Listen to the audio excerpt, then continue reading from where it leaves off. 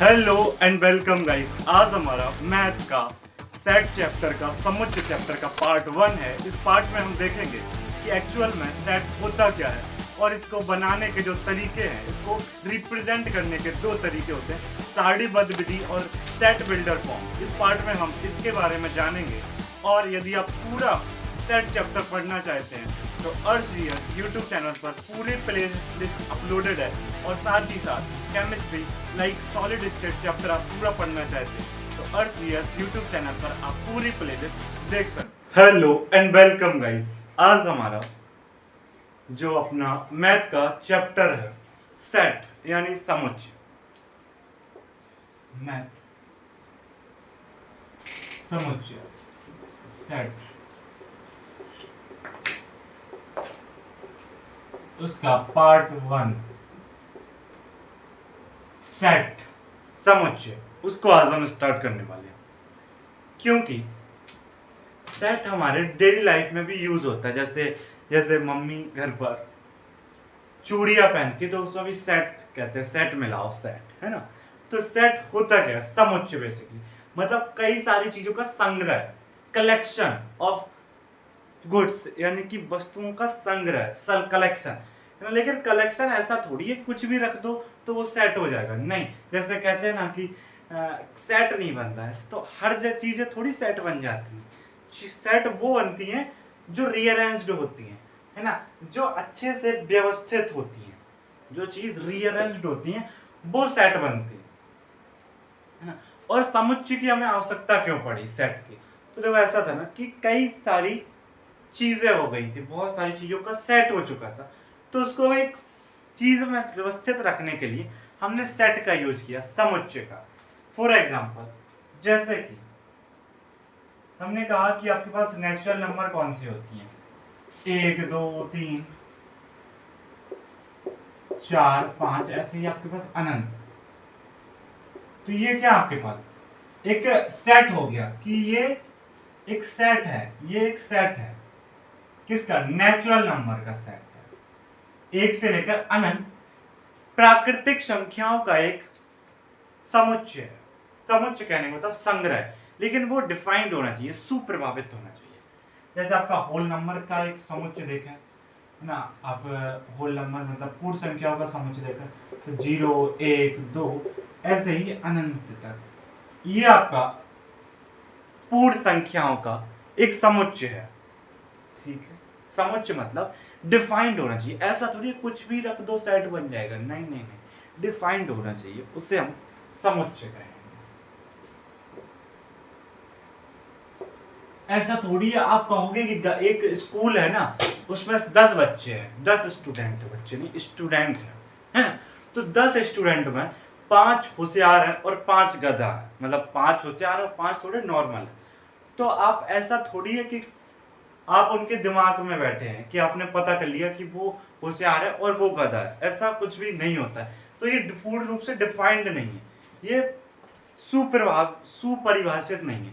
तो जो चीजें, जो कलेक्शन सुपरिभाषित ना हो या जो डिफाइंड ना हो तो उसे हम सेट नहीं कहेंगे, है ना। जैसे आपने बोला कि मेरे घर पर 10 मुर्गे अच्छे हैं, 10 मुर्गे खराब है, मतलब जो सही नहीं है।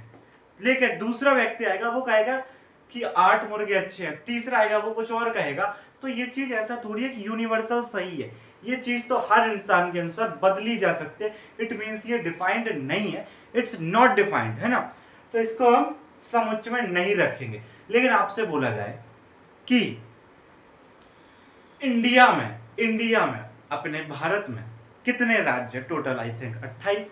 तो ये जो राज्य है ना, वो अगर उत्तर प्रदेश का हो, उससे एक लड़का, उससे आप स्टूडेंट से पूछो, वो भी कहेगा इतने होते हैं राज्य। आप बिहार से ले आओ, आप उड़ीसा, आप पंजाब, हरियाणा, कहीं से भी ले आओ, वो एक ही आंसर देगा। तो ये डिफाइंड चीज है। ये क्या एक डिफाइंड चीज है, मतलब उसको पता होगा तो एक ही सबके लिए आंसर है। तो इसका मतलब ये डिफाइंड है, इस समुच्चय हो जाएगा। समुच्चय में हम वो चीज रखते हैं जो कि डिफाइंड होती है, परिभाषित होती है। जो चीज परिभाषित ना हो उसको हम सेट में नहीं रख सकते, सीधी बात।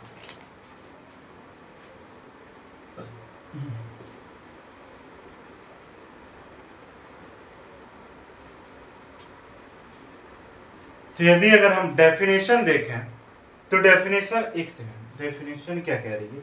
डेफिनेशन कहती है कि आपके जो वस्तुओं के सुप्रभावित कुछ, बेसिकली हम कह सकते हैं वस्तुओं के सुप्रभावित संग्रह को समुच्चय कहते हैं। सबसे आसान डेफिनेशन, वस्तुओं के सुप्रभावित संग्रह को समुच्चय कहते हैं। ठीक, ये हो गई समुच्चय की डेफिनेशन। बट मैथ में डेफिनेशन से दूर दूर तक कोई वास्ता नहीं होता है, सिर्फ समझने के लिए होता है, क्योंकि मैथ में तो सिर्फ डेफिनेशन हो, मतलब सिर्फ क्वेश्चन होते हैं, क्वेश्चन क्वेश्चन क्वेश्चन। अब ये कुछ इंपॉर्टेंट पॉइंट। पहला पॉइंट क्या कहता है? समुच्चय को प्रायः बड़े अक्षरों से लिखते हैं। कहने का तात्पर्य, जैसे आपके पास एक समुच्चय है ए एक प्राकृतिक संख्याओं का समुच्चय है, तो उसे 1 2 3 4 इस प्रकार। तो हमने जो प्राकृतिक संख्याओं का समुच्चय ए है उसको हमने बड़े अक्षर से लिखा। किससे लिखा? Capital letter.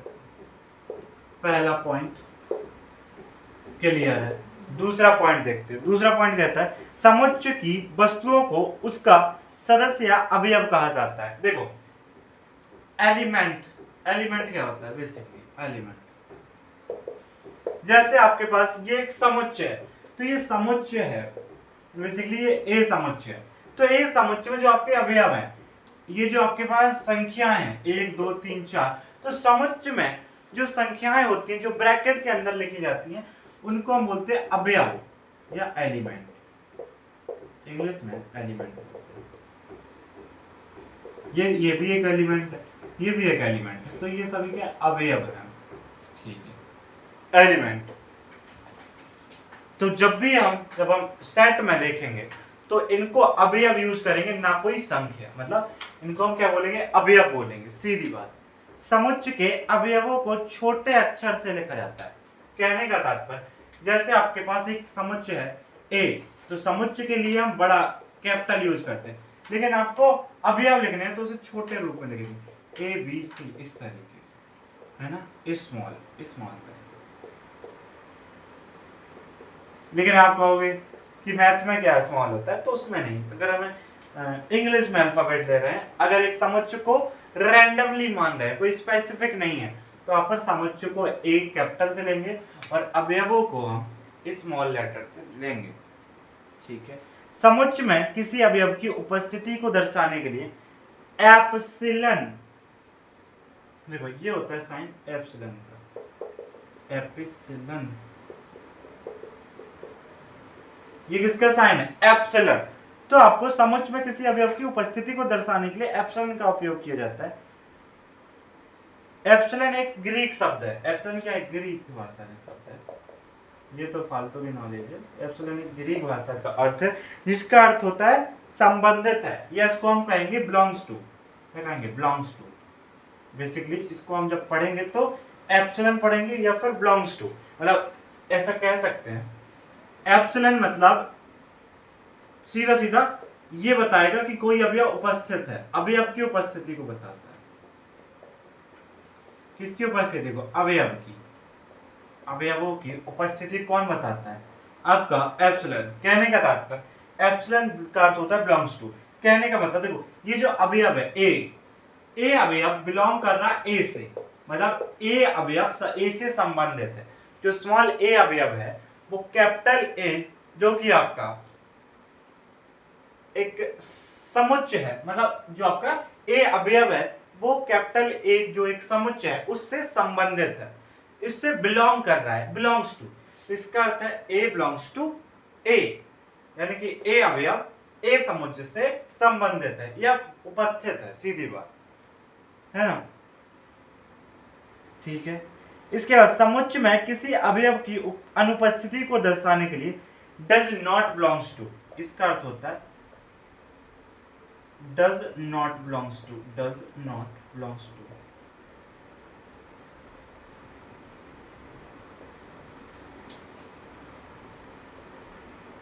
यानी कि ये इससे संबंधित नहीं है। does not belongs to मतलब संबंधित नहीं है, does not belongs to। जैसे इसमें देखो ए बी सी आ रहा है, है ना, ठीक है। ये मान लो केतक है, केतक। तो इसमें अगर हम बोले स्मॉल के, अगर मैं बोलूं इससे क्या जेड, अगर के तक ये खत्म हो जा रहा है, इसमें जेड नहीं आ रहा है, तो जेड बिलोंग्स टू ए, ये बात सत्य है? नहीं, क्योंकि जेड जो अवयव है वो इसमें जो ए समुच्चय है उसमें आ ही नहीं रहा है, तो मतलब इससे बिलोंग नहीं कर रहा है, तो डज नॉट बिलोंग्स टू हो चुका है। ठीक है, तो ये थे अपने इंपॉर्टेंट। इसका एक और है, वस्तुओं के प्रत्येक संग्रह को समुच्चय होना। बस हमने अभी देखा इस चीज को, तो वस्तुओं का हर संग्रह समुच्चय नहीं हो सकता। जैसे किसी कक्षा में सभी अच्छे विद्यार्थी का संग्रह एक समुच्चय नहीं है, क्योंकि कोई विद्यार्थी अच्छा है या नहीं है, यह स्पष्ट रूप से कहना संभव नहीं है। सत्य यह है कि अच्छा होने का गुण सुपरिभाषित नहीं है। अभी हम इस चीज को समझ चुके हैं। ठीक है, तो हमने ये गुण देख लिए, मतलब एक विशेष चीजें थी, कुछ इंपॉर्टेंट चीजें, उनको देखा। इसके बाद अब हम देखते हैं कुछ एग्जाम्पल जिसमें हम पहचानेंगे कि वो समुच्चय है या नहीं है। एग्जाम्पल, एक सेकंड, एग्जाम्पल लेते हैं इनसे। देखो आपसे पहला एग्जाम्पल क्या बोला, पहला एग्जाम्पल अंग्रेजी वर्णमाला के स्वर, अंग्रेजी वर्णमाला के स्वर, जो इंग्लिश वर्णमाला के स्वर, स्वर मतलब ए ई, स्वर, स्वर क्या है, बेसिकली अवयव है, तो अवयव को स्मॉल तरीके से लिखते हैं, ए ई आई ओ यू। ठीक है, तो इनका अगर संग्रह हो उससे हम क्या बोलेंगे, बताओ, उसे हम क्या कहेंगे? तो समुच्चय कहेंगे या नहीं कहेंगे? बिल्कुल कहेंगे समुच्चय। क्यों? क्योंकि ये डिफाइंड है। क्या है? डिफाइंड है। अगली बार हम जो दूसरा बार करेंगे उसमें ऐसा करेंगे, यदि समुच्चय होगा तो ऐसा, समुच्चय नहीं होगा तो ऐसा। ठीक है, इसका मतलब समुच्चय है, इसका मतलब समुच्चय नहीं है। तो ए ई आई ओ यू, मैं कहूं, मैं कि स्वर अंग्रेजी वर्णमाला में कितने हैं, तो मैं कहूंगा 5, ए ई आई ओ यू, क्योंकि मैंने पढ़ा है। आपसे पूछूं कि स्वर कितने होते हैं, तो आपका भी आंसर आई थिंक 5 होगा, क्योंकि स्वर ये तो यूनिवर्सल, मतलब ये तो करेक्ट है, लिखा हुआ है किताबों में, ये डिफाइंड है, ये परिभाषित है, तो ये समुच्चय है। दूसरा देखते हैं, भारतवर्ष की नदियों का संग्रह। देखो भारत में नदी है, ये तो चीज किताबों में लिखी है, डिफाइंड है कि यहाँ पर ये वाली नदी, गोमती नदी लखनऊ, तो सारी नदी है ना, ये गंगा इधर, यमुना इधर, प्रयागराज गंगा, सारी चीजें लिखी हुई हैं। तो गंगा, या मतलब कह सकते हैं नदियों का जो बेसिकली क्या है, भारतवर्ष की नदियों का संग्रह।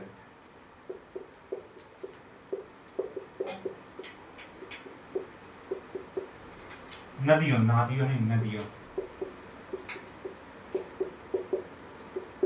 का जो आपका कलेक्शन है वो एक समुच्चय है ना, ठीक है, संग्रह। ठीक है, इसके बाद भारतवर्ष के सभी राज्यों का संग्रह, ये भी हम देख के अभी आए हैं, जो आपके भारतवर्ष के सभी आपके जो राज्य हैं उनका संग्रह क्या होगा, समुच्चय होगा या नहीं होगा। पहले एक और एग्जांपल, उसको भी नोट कर देते हैं, फिर समझते हैं। आकाशगंगा,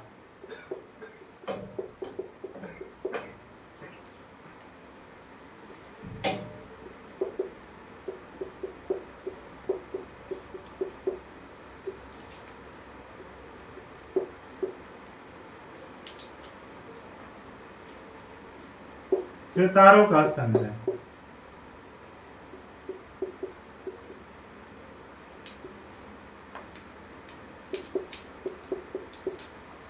देखिए भारतवर्ष के सभी राज्य, इसका एग्जांपल हम देख चुके हैं, क्योंकि 28 सभी लोगों के लिए 28 है, इसमें कोई डाउट नहीं है।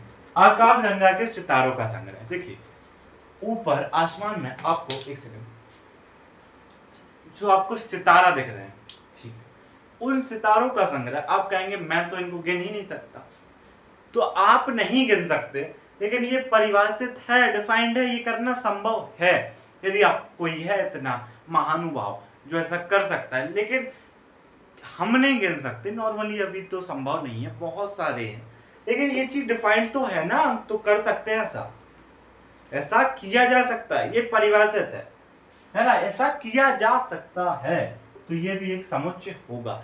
हम नहीं कर सकते वो आता अलग है, लेकिन इसको किया जा सकता है। आकाशगंगाओं के सितारों का जो संग्रह है वो एक समुच्चय है, वो एक डिफाइंड चीज है कि उसमें सितारों का एक संग्रह है। सितारों का क्या एक संग्रह है, बहुत सारे सितारे हैं, हम जानते हैं सितारे, उनका एक कलेक्शन है, तो वो भी तो एक सेट है ना, वो भी तो एक सेट सितारों का संग्रह। ठीक है, अब देखो गणितीय संख्याओं के कुछ मान्य समुच्चय।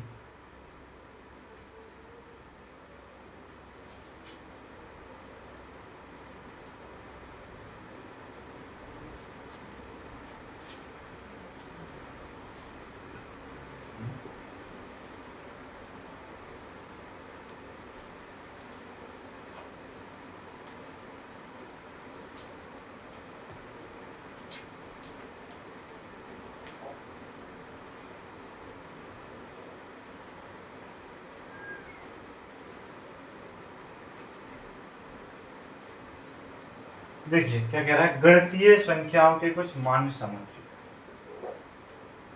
ठीक है, एक सेकंड, देखिए अब हम सीधा सीधा यहां पर देखते हैं। पहला है प्रतीक, फिर विवरण और प्रतीकात्मक निरूपण। पहला है नेचुरल नंबर, सभी प्राकृतिक संख्याओं का समुच्चय, जो n इज इक्वल टू 1 2 3 ऐसे, तो ये आपका एक समुच्चय है, इसलिए भी आपका क्या है समुच्चय, और समुच्चय को हम इस करली ब्रैकेट में लिखते हैं। ठीक है, दूसरा देखिए होल नंबर, दूसरा क्या दिया गया w, w मतलब सभी पूर्ण संख्याओं का समुच्चय, ये शुरू होता है शून्य से 1 2 3 ये अनंत तक, ये जो आपका होता है ना ये होता है सभी पूर्ण संख्याओं का समुच्चय। ठीक है, पहला प्राकृतिक संख्या का समुच्चय, दूसरा पूर्ण संख्याओं का समुच्चय, तीसरा है z माइनस, यानी कि जो सभी ऋणात्मक पूर्णांक संख्याओं का समुच्चय, ऋणात्मक मतलब निगेटिव। ठीक है, जैसे आपको एग्जांपल देखिए, ये शून्य ना तो ऋणात्मक है ना ही धनात्मक है, तो यहाँ से -1 -2 -3 ऐसा ही आप माइनस के अनंत तक कह सकते हैं, तो आप इस तरीके से कह सकते हैं। देखो आप इधर अनंत लगाएं या ना लगाएं, इधर इज नो, क्योंकि आपको इधर चलता ही चला जाएगा, चलता ही चला जाएगा। ठीक है, इसका देखिए सभी धनात्मक, देखिए z प्लस मतलब सभी धनात्मक पूर्ण संख्याओं का समुच्चय है ना, 1 2 3 ऐसे ही आप इन सभी धनात्मक पूर्ण संख्याओं का समुच्चय, और z, ठीक है z क्या है मतलब z मतलब सभी पूर्णांक, अच्छा z हमने छोड़ दिया था पहले, सॉरी, सभी पूर्णांक संख्याओं का समुच्चय। देखो पूर्णांक में देखो 0 भी आएगा, 1 प्लस माइनस 1 भी आएगा, प्लस माइनस 2 भी आएगा, प्लस माइनस 3 भी आएगा, इस प्रकार से हम ऐसे चलते चले जाएंगे। इसके बाद देखो q क्या है, सभी परमेय संख्या, सभी परमेय संख्याओं का समुच्चय।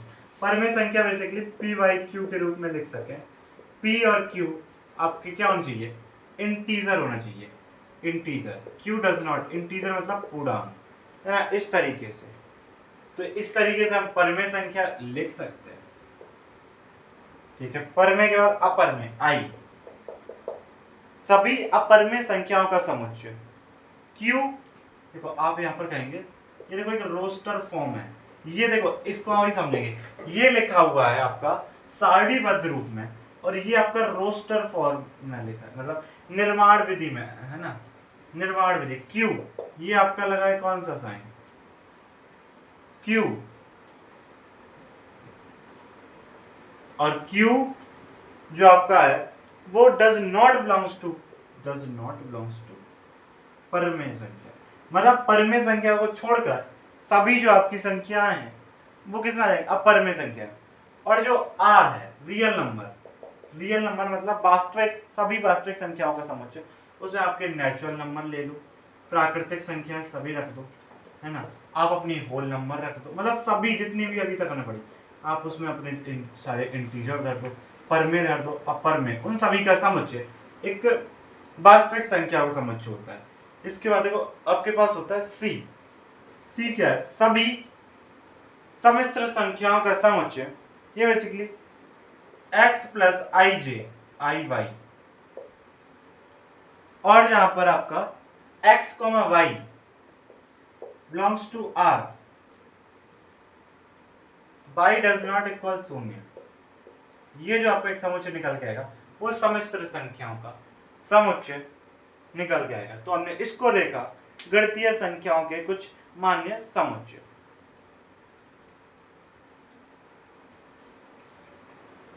ठीक है, तो हमने इसको डिस्कस करने के बाद अब हम देखते हैं कुछ और भी चीजें जो हमने अभी कहा था। एक चीज को देखा था, रोस्टर फॉर्म, सारणीबद्ध रूप, है ना। इन दोनों को दो चीजें देखते हैं। और कौन सी? पहली चीज कहती है समुच्चय का निरूपण, रिप्रेजेंटेशन ऑफ सेट, सेट का निरूपण।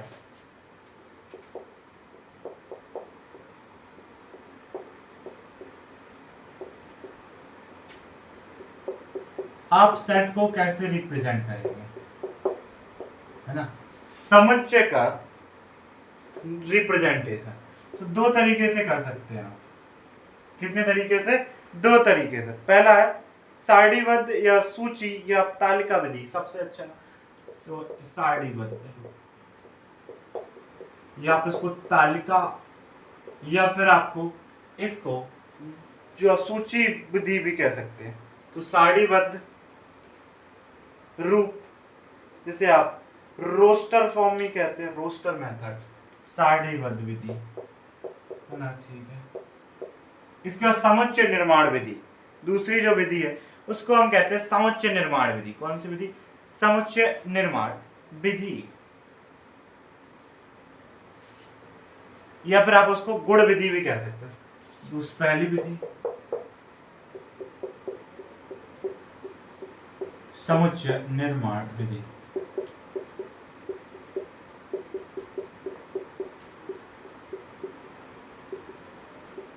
या फिर आपको इसको गुण विधि भी कहेंगे। किसको? समुच्चय निर्माण विधि। हाँ, अब हम इसको सारणीबद्ध विधि को देखते हैं। देखिए इसकी हम डेफिनेशन की बात करें, इस विधि द्वारा किसी समुच्चय को निरूपित करने के लिए इसके अवयव को मझले कोष्ठक के अंदर लिखते हैं। इस कोष्ठक के अंदर, इस कोष्ठक के अंदर मझले कोष्ठक।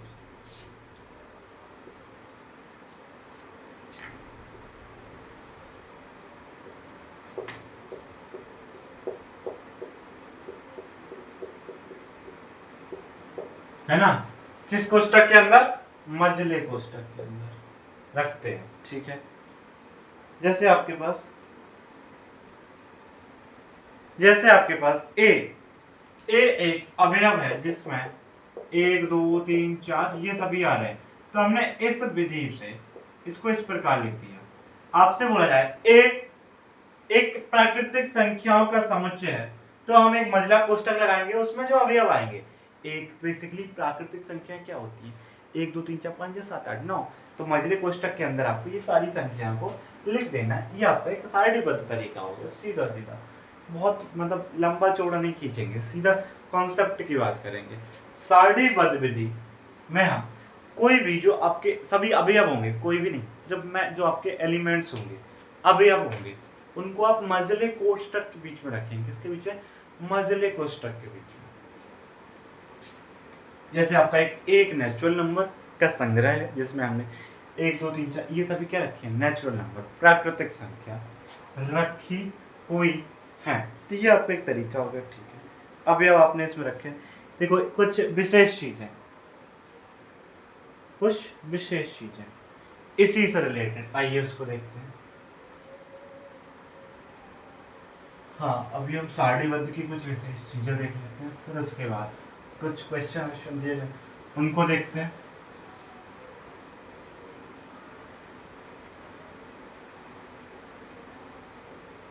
देखिए कुछ विशेष चीज है। किसी समुच्चय के अवयवों को दोहराने से उस समुच्चय की प्रवृत्ति नहीं बदलती है। कहने का तात्पर्य ये है, जैसे आप एक ही अवयव को बार बार लिखते हैं। फॉर एग्जाम्पल जैसे आपके पास एक ए है, उसमें आपने 1 2 3 मतलब ए आपका बेसिकली नेचुरल नंबर का एक समुच्चय है।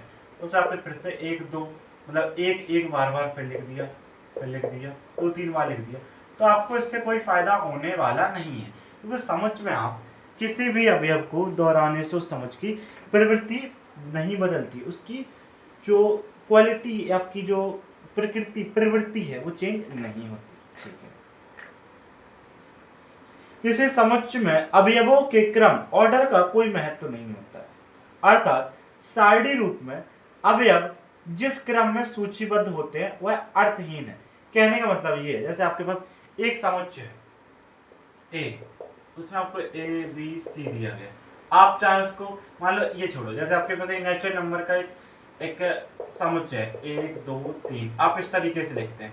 आप ऐसा भी लिख सकते हैं नेचुरल नंबर का है ना n1 n, हाँ इस तरीके से भी लिख सकते हैं, जैसे आपने 2 1 3 इस तरीके से भी लिख सकते हैं, आप इस तरीके से भी लिख सकते हैं, 3 2 1 इस तरीके से भी लिखा जा सकता है। और ये तीनों चीजें एक ही हैं, there is no any change in this set, है ना, कोई परिवर्तन नहीं होगा, सबका अर्थ एक ही होता है। देखो वर्ग कार्य विधि में एक चीज बोली गई, समुच्चयों के अवयवों को जो भी दिए गए गुणों को संतुष्ट करे उसे आपको कोष्टक में के अंदर रख देना है, सीधी बात। तो हमने इस चीज को देख लिया है। अब हम देखो उदाहरण को देखते हैं, दो उदाहरण है आपको दिए गए, उनको देखते हैं। एग्जाम्पल उदाहरण,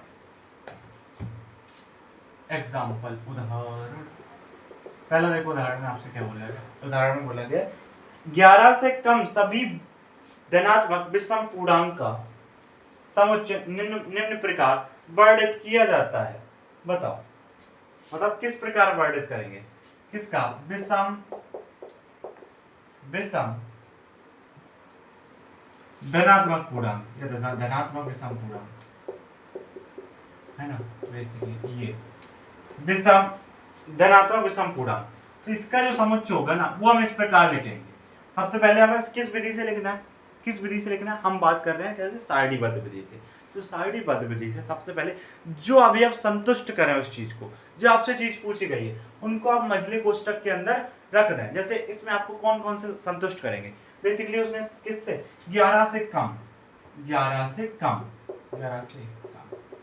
है ना, लेस देन 11 से आपको कम अवयव जो है, जो विषम धनात्मक संख्या उनको रखना है। तो हम जानते हैं 11 से कम विषम धनात्मक संख्या कौन कौन सी होती है, बेसिकली आपकी प्लस माइनस नहीं, ओनली माइनस क्यों, प्लस ही रखेंगे ना। प्लस के आपके पास 1 हो जाएगी, प्लस के 2 हो जाएगी, प्लस के 3 हो जाती है। बेसिकली आप प्लस लगाए ना लगाए कोई समस्या नहीं है। 1 2 3 4 5 6 7 8 9 10, ये हो गई आपके पास 11 से कम। लेकिन गलत हो गई भाई, विषम पूछे ना तो 1 3 5 7 9, बस ये हो गया 1 3 5 7 9, ये अपने हो गए, राइट। तो यही अवयव इस शर्त को संतुष्ट कर रहे हैं कि 11 से कम भी हो और विषम धनात्मक पूर्णांक भी हो। विषम कौन से होते हैं, 1 3 5 7, और ये धनात्मक लेना है पूर्णांक। ऋणात्मक लेते तो माइनस का 1 plus minus 1 plus minus 3 plus minus 5 plus minus 7 plus minus 9। आपको करली ब्रैकेट के अंदर, ये जो ब्रैकेट के अंदर उन अवयवों को रखना है जो आपको दी गई शर्त को संतुष्ट करे, बस यही सेटिस्फाई कर रहे थे, यही अवयव, तो हमने इनको रख दिया, खत्म बात। अंग्रेजी वर्णमाला के छोटे अक्षरों का समूह निम्न प्रकार, देखो आपको जो अंग्रेजी वर्णमाला है, उसका एक समुच्चय लिखना है। तो कैसे लिखेंगे, कुछ नहीं, बेसिकली अंग्रेजी वर्णमाला हम कौन आते हैं, सभी आ जाते हैं। तो ए आपका एक समुच्चय जिसमें अंग्रेजी वर्णमाला के सभी है, जेड तक, बस खत्म, A B C D Z, है ना। तो ये सभी आपको क्या समुच्चय अंग्रेजी वर्णमाला का, ठीक है। सभी स्वरों का समुच्चय, तीसरा एग्जांपल, आपके सभी स्वर है ना, उनका समुच्चय कैसे आप सारणी विधि से लिखना है। कौन कौन से होते हैं, ए ई आई ओ यू। तो बस यही चीज, यही जो अंग्रेजी वर्णमाला के ये 5 अक्षर स्वर होते हैं, तो इनको उस कर्ली ब्रैकेट के अंदर लिख दो, ए ई आई ओ यू, खत्म काम। तो आपका ये एक समुच्चय बन गया। इस तरीके से हमें लिखना था। इसका देखिए, इसके बाद ये हो गया, एक सेकंड दोस्तों, तो गुण विधि, ये आप कहेंगे दूसरी वाली विधि, समुच्चय निर्माण विधि क्या कहते हैं।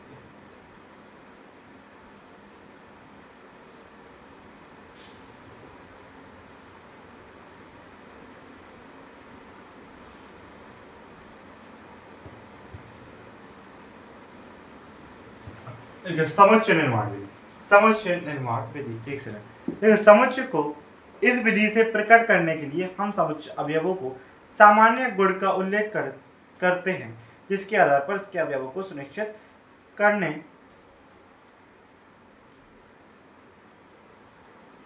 सुनिश्चित रूप में लिख जाए। इस विधि में हम कोष्टक में एक चर x लिखते हैं जो समुच्चय प्रत्येक अवयव को दर्शाती है। इसके पश्चात px द्वारा x के गुणों को लिखते हैं। x तथा px को एक चिन्ह, एक जो आपका चिन्ह होता है इस तरीके का, दो बिंदी, जिसका अर्थ होता है जबकि से पृथक करते हैं, अलग करते हैं। देखो इस विधि जो कि समुच्चय निर्माण विधि है,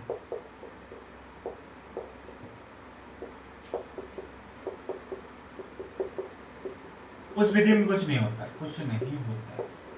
इस विधि में क्या होता है, हम ना नॉर्मल तरीके से लिखते हैं, अवयवों को नहीं लिखते। वहां पर हम क्या करेंगे, एक अवयव, एक चर लिख देंगे, एक चर जैसे लाइक एक्स वाई जेड, वो चर सभी अवयवों को संतुष्ट करेगा और उस अवयव की जो सामान्य गुण होगा, मतलब उन सभी अवयवों को जो सामान्य गुण होगा उसको हम लिख देंगे।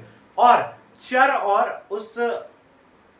और जो आपका सामान्य गुण जब लिखेंगे उनके मध्य एक हम ऐसी बिंदी लगाएंगे इस प्रकार से। इसमें हम क्या लिखते हैं, सामान्य गुणों को लिखते हैं, सामान्य गुण।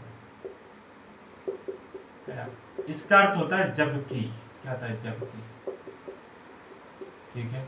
और ये इसमें हम एक चर लेते हैं, एक्स, एक चर लेंगे, चर राशि।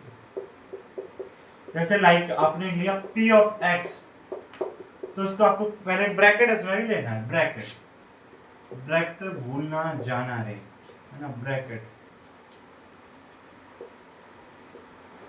क्या आपको इसमें भी एक ब्रैकेट जरूर लेना है। इसके अंदर सबसे पहले आपको x और x की जो गुण होंगे वो यहाँ लिख देंगे और ब्रैकेट के अंदर बंद कर देंगे। x के जो गुण होंगे उसको हम, है ना, इस तरीके से लिख सकते हैं। जैसे आप उदाहरण भी उसमें दिए गए, देखते हैं कैसे। पहला आपसे उदाहरण बोला a इज इक्वल टू, पहला उदाहरण देखिए, a इज इक्वल टू, आपसे बोला गया x, है ना, x, या आप यहाँ पर ऐसा लगा दें या फिर आप ऐसा भी लगा सकते हैं, ठीक है। x अंग्रेजी वर्णमाला का स्वर है। बेसिकली हमने सामान्य गुण लिखा, यहाँ पर कुछ भी नहीं लिखा, ऐसा नहीं लिखा कि ए ई आई ओ यू है। अगर उस तरीके से लिखते थे तो वो सारणीबद्ध रूप हो जाता है। यहाँ गुण लिखेंगे, इस विधि का नाम है गुण विधि, या फिर आप इसको समुच्चय निर्माण विधि कह सकते हैं। इसी से समुच्चय का निर्माण होता है। यानी हमने सीधा लिखा x, यहाँ पर आप दो बिंदी भी ले लो, x जबकि x अंग्रेजी वर्णमाला का क्या है, x जबकि x अंग्रेजी वर्णमाला का एक स्वर है। पहला एग्जांपल नंबर 2, एग्जांपल बोला n, तो यहाँ पर x लिखेंगे जबकि x क्या है, एक प्राकृतिक संख्या,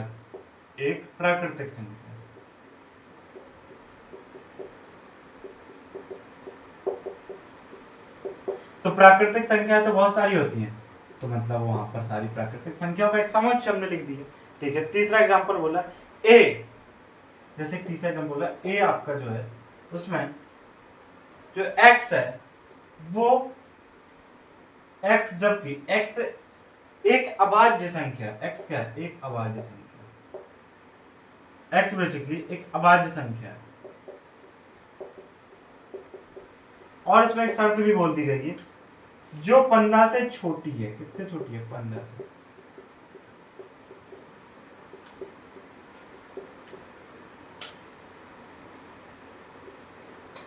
जो कि किससे छोटी है 15 से। बस इस तरीके से हम समुच्चय निर्माण विधि होती है, जिसमें हमने उसका गुण भी लिखेंगे नॉर्मली। जिस प्रकार इसी से समुच्चय का निर्माण होता है, इसलिए हम इसको समुच्चय निर्माण विधि कहते हैं। इसमें क्या होता है, हम पहले x लिखते हैं और उसके बाद जबकि का एक साइन लगाते हैं, 2 डॉट बिंदी, उसके बाद x एक प्राकृतिक संख्या है, x ये है, x अभाज्य संख्या x वो है, बस इसी तरीके से लिखते हैं कर्ली ब्रैकेट के अंदर, खत्म समुच्चय निर्माण विधि। ये अपनी 2 विधि थी। और देखो समुच्चय में अवयवों की संख्या कम होने पर उसे सूची विधि पर द्वारा लिखना चाहिए। इसके विपरीत यदि अवयवों की संख्या बहुत ज्यादा हो जाए या अपरिमित हो तो यहाँ पर लिखने के लिए हम गुण विधि का, मतलब कहने का मतलब ये जो पॉइंट है वो क्या कह रहा है ना। ठीक है, ये हो जाने के बाद तो वो ये कह रहा है इस पॉइंट के थ्रू कि अगर आपको कम अवयव दिए गए हो तो आप फालतू का समुच्चय निर्माण विधि में ना पढ़ें।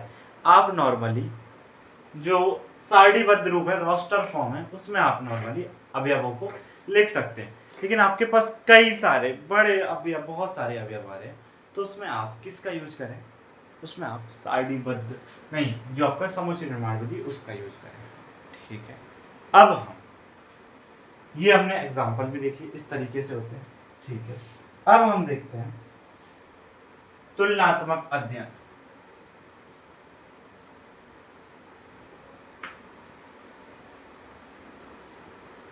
बेसिकली जो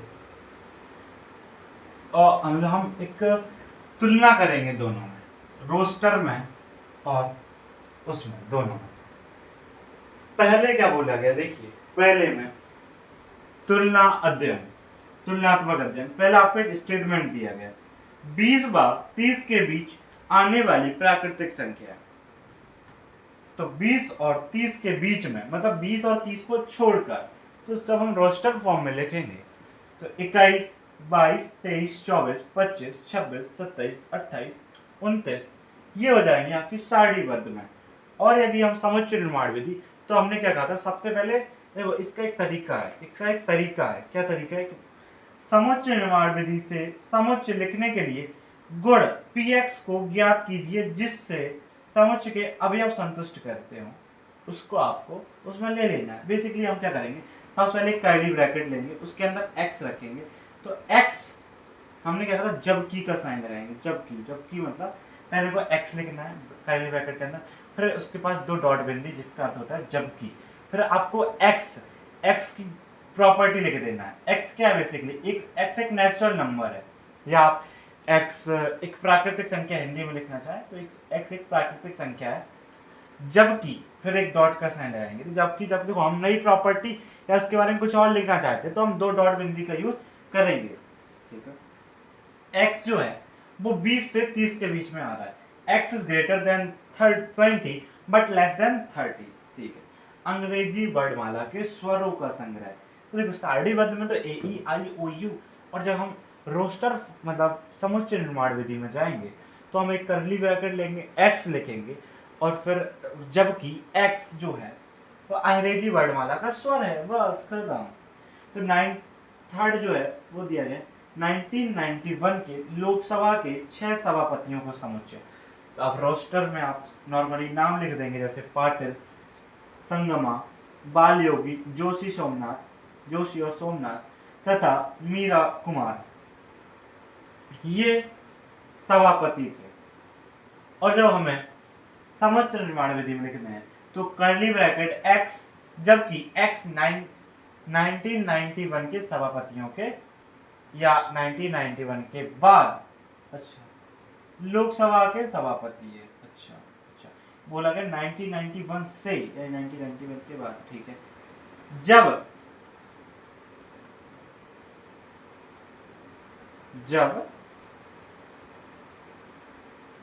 नहीं बोला गया, शब्द ट्रिगोनोमेट्री ट्रिगोनोमेट्री के सभी अक्षरों से बना समुच्चय। तो बेसिकली सबको अलग अलग लिख देना, अवयव मान लेना है, सभी को लिख देंगे x, और जब हम समुच्चय निर्माण विधि में क्या करेंगे x, जबकि x क्या है, ट्रिग्नोमेट्री शब्द जो है, शब्द ट्रिग्नोमेट्री का एक अक्षर। ठीक है, एक्स क्या है, एक्स, जबकि एक्स, एक्स जो आप साइन लगाएंगे जबकि का ट्रिग्नोमेट्री का एक अक्षर है। 10 से कम विषम प्राकृतिक संख्याओं का समुच्चय। देखो रोस्टर रूप में 1 3 5 7 9 ये सभी आपके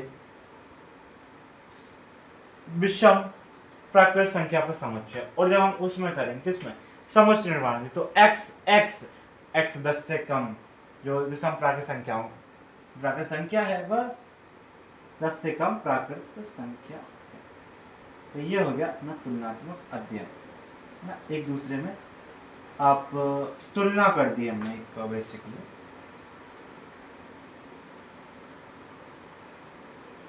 इसके बाद कुछ क्वेश्चन है ना, क्वेश्चन है जिनको हमें बताना है। देखिए ये क्वेश्चन कुछ डिस्कस करते हैं। 1 2 4 6 8 2 10 क्वेश्चन है। तो 10 क्वेश्चन को डिस्कस करते हैं। ये देखिए एग्जाम मतलब क्वेश्चन, देखिए क्वेश्चन को देख लेते हैं। क्वेश्चन नंबर पहला क्या बोला है, पहला क्वेश्चन देखो, आपको समुच्चय को सारणी रूप में लिखना है। किस रूप में, सारणी रूप में, सारणीबद्ध रूप में बेसिकली है ना, सारणिक रूप में, सारणीबद्ध रूप में, सारणीबद्ध रूप में। आप बस मुंह से समझिए इसको, सारणीबद्ध रूप में लिखना है। पहला देखिए, सभी प्राकृत संख्याओं का समुच्चय।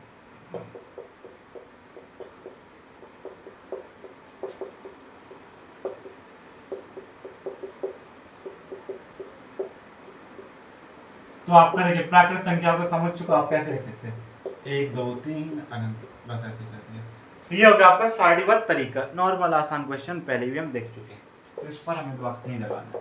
दूसरा देखिए क्वेश्चन, दूसरा बोला गया सभी प्राकृतिक सम संख्याओं का समुच्चय।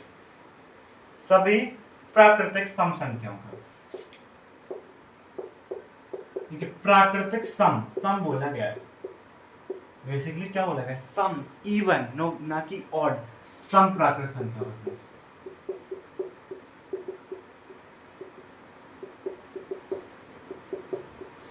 ठीक है, सम बोला गया, सम, सम में क्या आता है, तो प्राकृतिक संख्या है। अगर हम इसको कुछ भी मान सकते हैं, मतलब एक समुच्चय मान लो, बस सीधा सीधा समुच्चय लिखेंगे हम, कुछ भी मानने की आवश्यकता नहीं है। तो हम ले लेंगे क्या, सम क्या होती है, 2 4 6 8 10, करली ब्रैकेट खोलना है आपको, जो अभी आप संतुष्ट करते हैं उनको डालते हो बस। कौन कौन से, 2 करेगा, 4 करेगा, 6 करेगा, ये सभी तो हो जाएंगे, वो क्या हो जाएंगे, सभी प्राकृत सम संख्या, सभी सम प्राकृत संख्याओं का समुच्चय। सभी प्राकृतिक विषम संख्याओं का, या आप लोग सभी सम प्राकृत संख्याओं का, कुछ भी आप ले लें।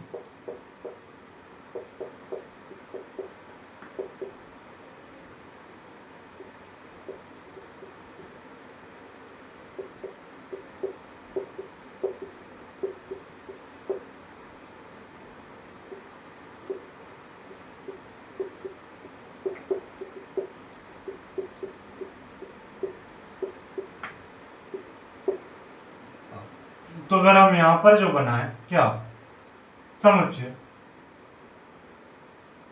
विषम में क्या आ जाएंगे, 1 3, विषम सभी जानते हैं, विषम संख्याएं क्या होती है, 1 3 5 7 9, ये सभी प्राकृत संख्याएं पूछी गई हैं, तो ये हो जाएंगे है ना। तो 1 3 5 7, इस तरीके से सभी प्राकृतिक विषम, प्राकृतिक विषम संख्या, प्राकृत विषम संख्या। इसका देखो 6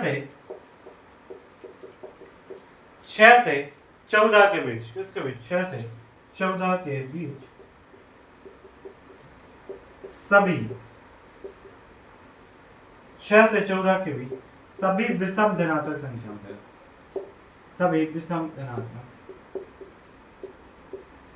संख्याओं का समुच्चय बेसिकली।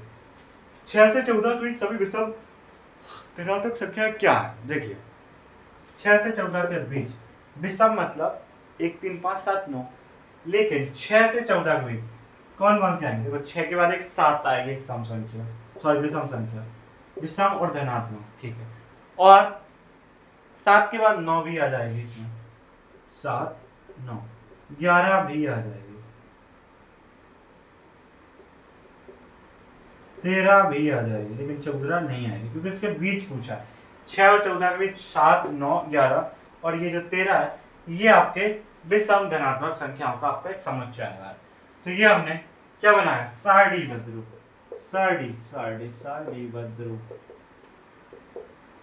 सारणीबद्ध रूप बेसिकली हमने किया। ठीक है, किसका, समुच्चयों का, सेट का। ठीक है, इसका देखिए दूसरा भी बोला गया, इसमें आपको बेसिकली जो रोस्टर नहीं, हमने अभी देखा था समुच्चय निर्माण विधि। हाँ, समुच्चय निर्माण विधि से आपको इसको करना है।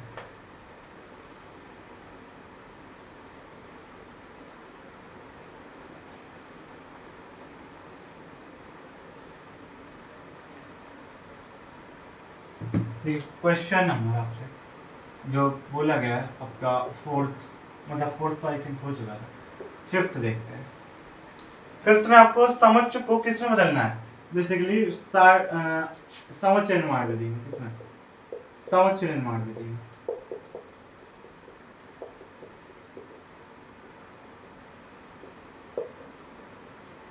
आपको समझ दिया जाएगा, उसको समुच्चय निर्माण विधि में करना है।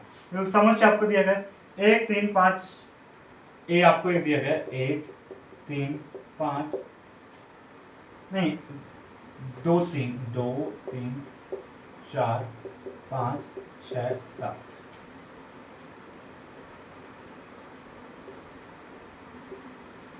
एक, 2, 3, 4, 5, 6, 7। ठीक है, 1, 2, 3, 4, 5, 6, 7। हाँ, तो देखो यहाँ से हमें एक चीज समझ आ रही है, हम कैसे लिखते हैं। इस प्रकार से जो आपका समुच्चय होगा उसको हम x फॉर्मेट में, इस प्रकार x की जो जहां से बिलोंग करता है इस प्रकार लिखते हैं। इसी तरीके से हम लिखेंगे। जो आपका a है ना, पहले पहचानो ये है क्या, पहले x मान लो, x फिर x कर लो। ठीक है, तो जो x है ना वो क्या है, ध्यान से देखो, ये 1 है, 2 है, 3, 4, 5, 6, 7, 8, 7 ये सभी क्या होते हैं, ये बेसिकली नेचुरल नंबर है, प्राकृत संख्या है। लेकिन ये 8 से कम प्राकृत संख्या है x, जबकि x जो है ना वो 8 से कम प्राकृत संख्या, 8 से कम प्राकृत संख्या या 8 से छोटी प्राकृत संख्या। इसी प्रकार से आई थिंक एक प्राकृत संख्या है, नहीं ऐसे नहीं, ये नहीं, इस प्रकार x एक प्राकृत संख्या, पहली चीज, हाँ ये सही है, प्राकृत संख्या है। और अब देख दो x जो है ना वो क्या है, लेस देन लेस देन 8 है, x क्या है, लेस देन 8, यही आई थिंक, और ग्रेटर देन 0 और less than 8, greater than 0 less than 8, 8 से छोटी, 0 से बड़ी है। ठीक है, पहला क्वेश्चन, मतलब 5वां क्वेश्चन हो चुका है इसका। 6वां क्वेश्चन देखते हैं इस समुच्चय निर्माण विधि का। दूसरा क्वेश्चन है, आपको बी दिया गया है, बी आपको क्या दिया, 1, 3 और 5, 7 इस तरीके से। तो ये हम समझ आ रहे हैं ये क्या है, ये प्राकृत संख्या है, लेकिन कैसी वाली प्राकृत संख्या, ये विषम प्राकृत संख्या है। कैसी, विषम है, सम नहीं है, क्योंकि सम होती तो 2, 4, 6 होती, विषम है, विषम प्राकृत संख्या है। तो अगर हम v को इस तरीके समुच्चय निर्माण विधि में लिखें तो पहले तो x एक क्या, विषम प्राकृत संख्या है।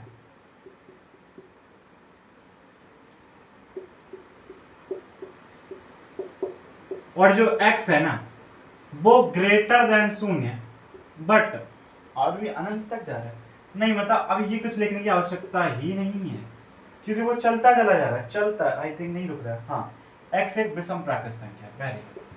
इसके बाद देखो ये अपना हो गया। इसके बाद देखिए नेक्स्ट क्वेश्चन, सी आपको दिया गया 2, 4, 6, 8, 2, 4, 6, 8, ऐसे ही आपको इस तरीके से 2, 4, 6, 8, तो 2, 4, 6, 8 क्या होती है, सम संख्या होती है। क्या होती है, सम प्राकृत संख्या। तो हम ऐसा कह सकते हैं सी x, जबकि x एक क्या है, x एक सम प्राकृत संख्या सम।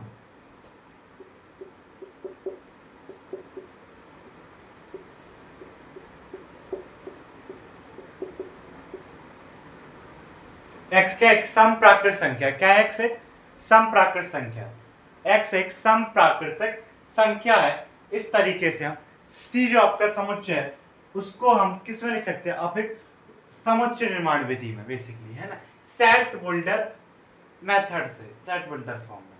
ठीक है, इसका देखो एक नया दिया है 0 11 एक सेकंड 10 है, आई थिंक, हाँ 10 से 16 तक। देखो जो अगला है 8वां क्वेश्चन, हाँ 8वां क्वेश्चन जो बोला गया है, जो आपका डी है वो 10 11 12 16 तक है।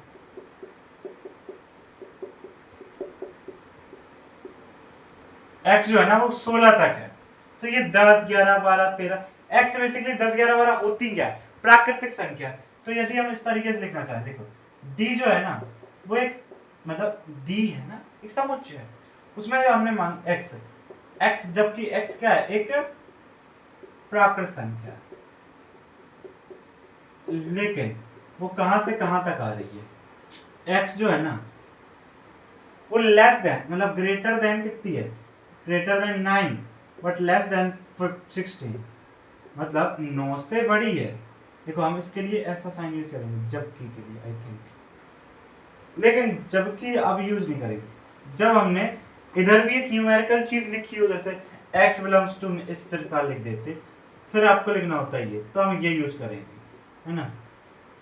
इस तरीके से भी लिख सकते हैं,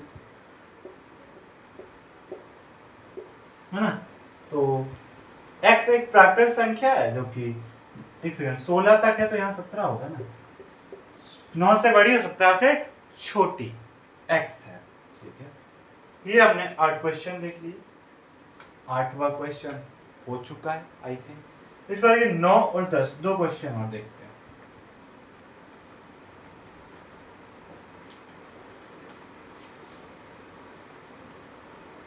10 क्वेश्चन में निम्नलिखित समुच्चयों को समुच्चय निर्माण विधि में प्रदर्शित करें।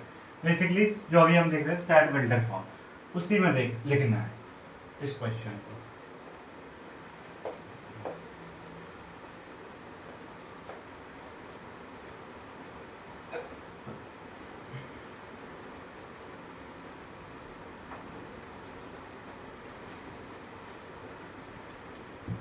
एक आपको सेट दिया गया है, a इज इक्वल टू 1/2 2/3 3/4, इसी तरह इसको आपको सेट होल्डर फॉर्म में लिखना है। 9वां क्वेश्चन, फिर 10वां क्वेश्चन देखते हैं, पहले 9वां करते हैं। तो ये आपको एक समझ दिया गया, एक समुच्चय निर्माण विधि में लिखना है। तो एक चीज हमें समझ आ रही है कि ऊपर अगर एक है तो इसमें एक जोड़ने के बाद दूसरा आ रहा है, अगर ऊपर 2 है तो उसमें एक जोड़ देंगे तो नीचे है, अंश में एक जोड़ देने पर हर प्राप्त हो रहा है। तो यदि हम अंश को, देखो इसको हम एक काम करें, x नहीं ऐसा नहीं, हाँ x ही, इस सब में ऐसा ही करेंगे, x जबकि एक को लगा के आपको लिखना है, x जबकि x जो आपका है वो n है, ऊपर n और n+1, और n क्या है बेसिकली, यहाँ पर ऐसा करके ऐसा, n बिलोंग्स टू प्राकृत संख्या, नेचुरल नंबर। बस ये आपका हो गया कि जो x है ना वो क्या है, n+b, जबकि जो n है वो क्या है, एक नेचुरल नंबर है। ठीक है, आसान है चीज, हमें चीज समझ आएगी। एक है नीचे 2 रहा है, और एक क्या है, प्राकृत संख्या, एक से शुरू होती है प्राकृत संख्या। तो इस तरीके से x जबकि x is equal to n/1, और जो जबकि n जो है वो नेचुरल नंबर है। इसका है 10वां क्वेश्चन। 10वां क्वेश्चन कह रहा है 1 2 आपको एक समुच्चय दिया गया, बोला गया 1/2 2/5 3/10, इस तरीके से। ठीक है, इसमें अगर हम ध्यान से देखें तो एक हमें x इज इक्वल टू, ध्यान से देखिए इसमें क्या हो रहा है, ऊपर वाली संख्या का स्क्वायर हो रहा है। क्या हो रहा है, ऊपर वाली संख्या जो 1 है उसका स्क्वायर करके उसमें एक जोड़ रहा है, तो नीचे वाला हरा आ रहा है। दो देखो, 2 अंश देखो, अंश में अंश का स्क्वायर होके एक जोड़ देने पर हर आ रहा है। अंश का स्क्वायर, अंश कितना है 3, उसका स्क्वायर करने पर एक जोड़ देने पर हमें हर आ जा रहा है। देखिए इसमें हमने इसका स्क्वायर करके एक जोड़ा तो हमें हर आ गया, इसका स्क्वायर करके हमने हर एक जोड़ दिया तो हमें हर आ गया। मतलब अंश का स्क्वायर में एक जोड़ देने पर हमें हर आ रहा है। यानी अगर हम इसको ऐसा लिखें, पूरे को n लिख दें, अगर n स्क्वायर प्लस 1 कर दें नीचे, देखो n अगर हम 1 रखें तो 1 प्लस 1 2, अगर यहाँ पर 2 रखें तो 2 2 2 दूना 4 और 1 5 बन रहा है। जबकि जो n है वो क्या है, एक नेचुरल नंबर है। बात खत्म, चंचा सॉल्व। ठीक है ना, ये हो गया अपना, ये अपना आई थिंक जो आपके क्वेश्चन थे वो यहाँ तक कंप्लीटेड है ना। अब अभ्यास शुरू होती है, उसको हम पार्ट दूसरे में करेंगे। जिसकी अभ्यास है एक्सरसाइज को, है ना, और भी बहुत सारी इसमें चीज़ें हैं पढ़ने के लिए, उसको हम नेक्स्ट पार्ट में और भी अच्छे से और जो आने वाले पार्ट में डिस्कस करेंगे। और बहुत सारी जो मैथ की इस पार्ट से रिलेटेड और तगड़े तगड़े लेवल के जो क्वेश्चन हैं, क्योंकि मैथ में बहुत अच्छे लेवल तक क्वेश्चन आते हैं, उनको भी समझेंगे। तो मिलते हैं पार्ट 2 में।